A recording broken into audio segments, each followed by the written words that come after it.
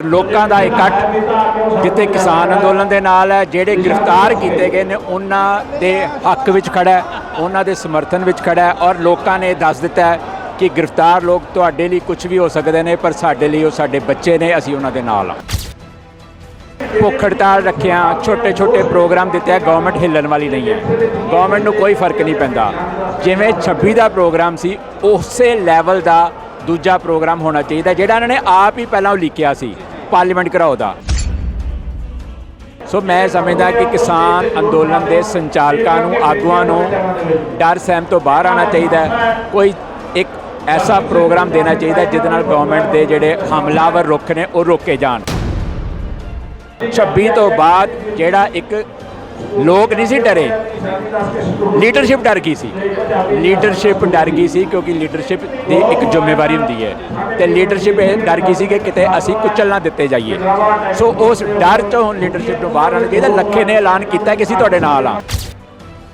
ਭਗੌੜਾ ਹੁੰਦਿਆਂ ਹੋਇਆਂ ਵੀ ਲੋਕਾਂ ਦੇ ਵਿੱਚ ਆ ਗਿਆ ਰਿਸਕ ਲੈ ਕੇ। ਨੰਬਰ 2 'ਤੇ ਜਿਹੜੇ ਲੋਕ ਉਹਨੂੰ ਗਦਾਰ ਕਹਿੰਦੇ ਸੀ, ਉਹਨਾਂ ਨੇ ਉਹਨਾਂ ਨੂੰ ਕਿਹਾ ਕਿ ਜੇ ਤੁਹਾਡੀ ਗ੍ਰਿਫਤਾਰੀ ਹੋਏਗੀ ਤਾਂ ਮੈਂ ਸਭ ਤੋਂ ਮੋਹਰੇ ਹੋ ਕੇ ਆਪ ਅੱਗੇ ਹੋ ਕੇ ਅੰਦੋਲਨ ਕਰਾਂਗਾ। ਖੇਤੀ ਮੰਤਰੀ ਤੋਮਰ ਲਗਾਤਾਰ ਕਹਿ ਰਹੇ ਨੇ ਕਿ ਭੀੜ ਕਰਨ ਨਾਲ ਇਹ ਕਾਨੂੰਨ ਰੱਦ ਨਹੀਂ ਹੋਣਗੇ। ਗੱਲਬਾਤ ਕਰੋ, ਅਸੀਂ ਚਰਚਾਵਾਂ ਕਰਨ ਨੂੰ ਤਿਆਰ ਹਾਂ। ਫਿਰ ਡੈਮੋਕ੍ਰੇਸੀ ਕਿਹਨੂੰ ਕਹਿੰਦੇ ਨੇ? ਜੇ ਭੀੜ ਇਕੱਠੀ ਕਰਨ ਦੇ ਨਾਲ ਮਸਲੇ ਹੱਲ ਨਹੀਂ ਹੁੰਦੇ ਤੇ ਤੋਮਰ ਸਾਹਿਬ ਤੁਸੀਂ ਦੱਸ ਦਿਓ ਕਿ what is the definition of democracy.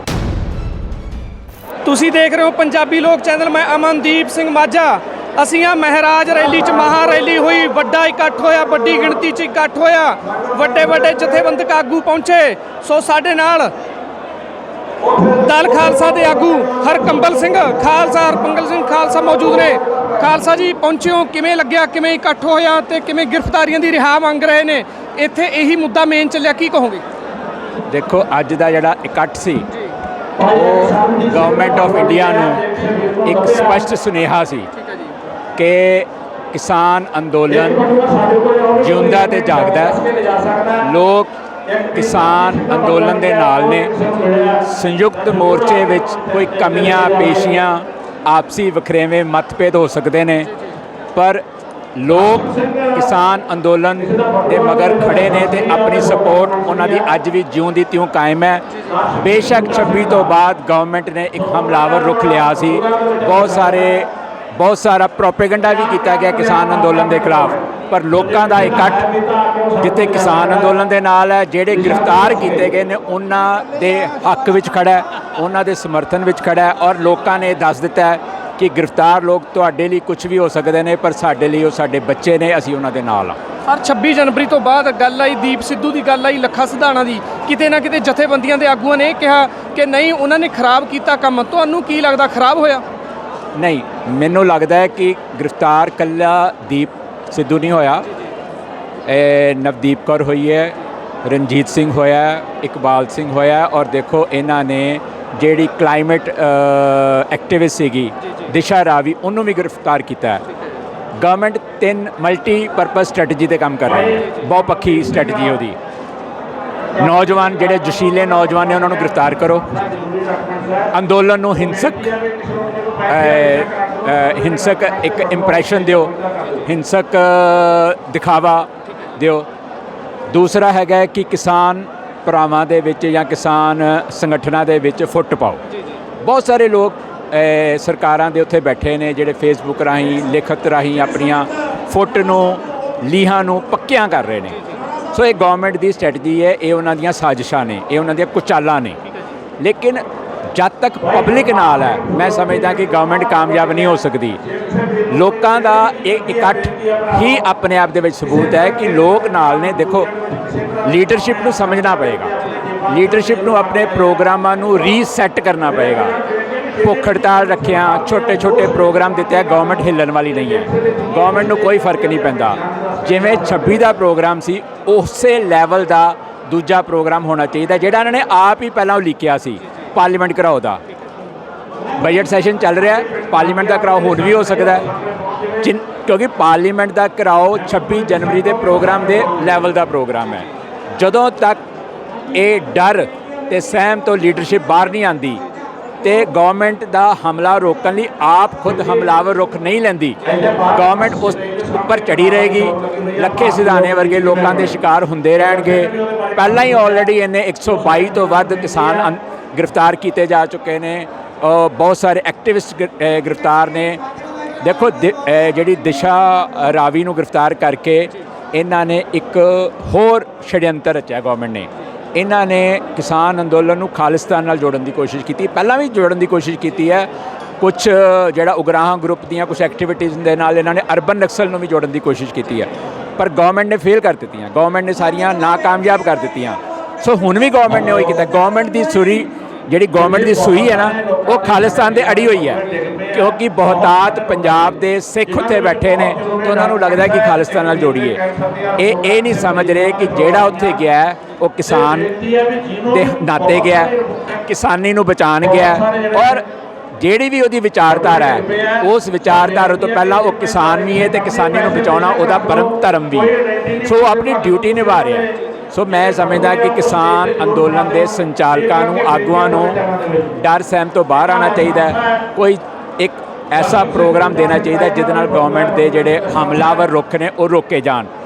Lakha Sidhana ਦੇ ਇਹਨਾਂ ਨੇ ਨਾਮ ਰੱਖਿਆ। ਲੱਖਾ ਸਿਧਾਣਾ ਅੱਜ ਲੋਕਾਂ ਦੀ ਇਕੱਠ ਵਿੱਚ ਆ ਗਿਆ। ਇਹ ਇਕੱਠ ਨੇ ਇਹ ਦੱਸ ਦਿੱਤਾ ਕਿ ਲੱਖਾ ਸਿਧਾਣਾ ਜਨ ਸਮੂਹ ਦਾ ਆਗੂ ਹੈ। ਉਹ ਲੋਕਾਂ ਦੀਆਂ ਭਾਵਨਾਵਾਂ ਦੀ ਤਰਜਮਾਨੀ ਕਰ ਰਿਹਾ ਹੈ।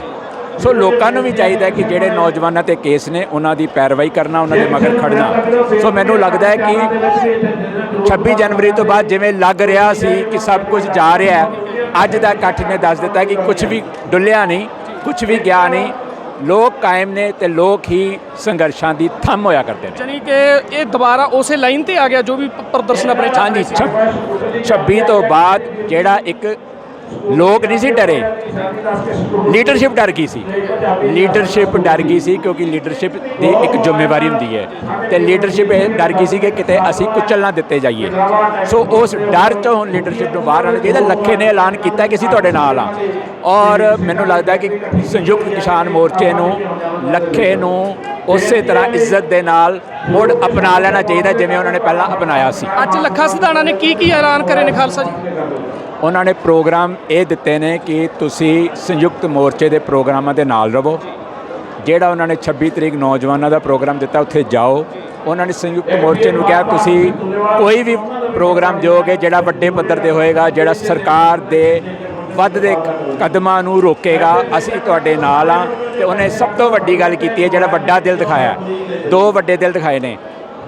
ਭਗੌੜਾ ਹੁੰਦਿਆਂ ਹੋਇਆਂ ਵੀ ਲੋਕਾਂ ਦੇ ਵਿੱਚ ਆ ਗਿਆ ਰਿਸਕ ਲੈ ਕੇ।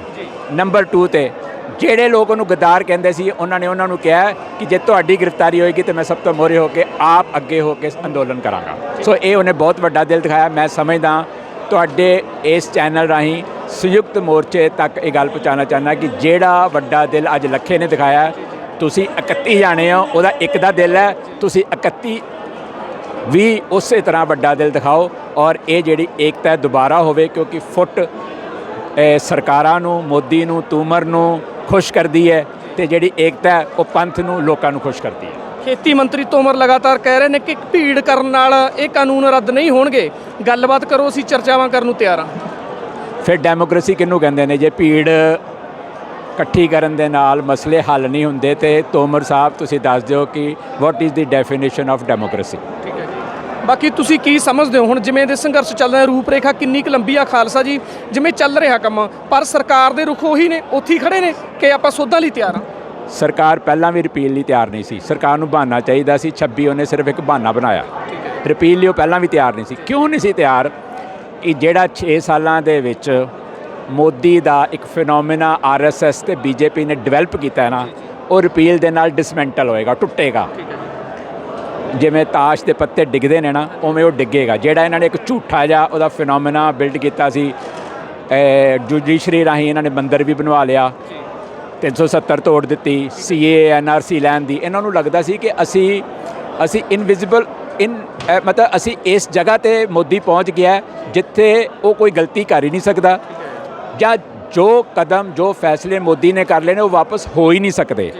ਪਹਿਲੀ ਵਾਰ ਪੰਜਾਬ ਦੇ ਲੋਕਾਂ ਨੇ ਤੇ ਹਰਿਆਣੇ ਦੇ ਕਿਸਾਨਾਂ ਨੇ ਇੱਕ ਐਸਾ ਬਲੋ ਦਿੱਤਾ ਹੈ, ਇੱਕ ਐਸਾ ਬਲੋ ਹੁੰਦਾ ਹੈ ਕਿ ਐਸਾ ਇੱਕ ਐਸਾ ਝਟਕਾ ਦਿੱਤਾ ਸਰਕਾਰ ਨੂੰ, ਇੱਕ ਐਸਾ ਮਤਲਬ ਉਹਨਾਂ ਨੇ ਆਪਣੀ ਤਾਕਤ ਦਾ, ਜਿਹੜੀ ਲੋਕ ਤਾਕਤ ਹੈ ਉਹਦਾ ਮੁਜ਼ਾਹਰਾ ਕੀਤਾ ਹੈ ਕਿ ਸਰਕਾਰ ਨੂੰ ਮਜਬੂਰ ਹੋਣਾ ਪਿਆ ਰਿਪੀਲ ਹੋਣ ਲਈ।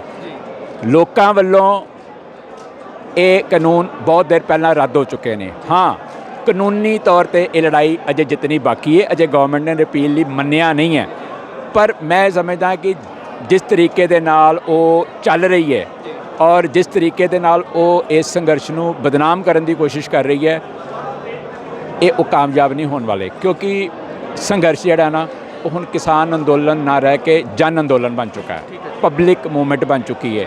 ਤੇ ਜਦੋਂ ਪਬਲਿਕ ਮੂਵਮੈਂਟ ਬਣ ਜੇ ਫਿਰ ਇਹਦਾ ਹੱਲ ਇੱਕੋ ਹੀ ਹੁੰਦਾ ਹੈ ਕਿ ਜੋ ਪਬਲਿਕ ਚਾਹੁੰਦੀ ਹੈ ਉਹ ਮੰਨਿਆ ਜਾਵੇ। ਜੇ ਫਿਰ ਵੀ ਇਸ ਸਭ ਦੇ ਬਾਵਜੂਦ ਸਰਕਾਰ ਗੱਲ ਨਹੀਂ ਮੰਨਦੀ ਤੇ ਫਿਰ ਲੋਕਾਂ ਦਾ ਡੈਮੋਕ੍ਰੇਸੀ ਤੋਂ ਵਿਸ਼ਵਾਸ ਉੱਠ ਜਾਏਗਾ।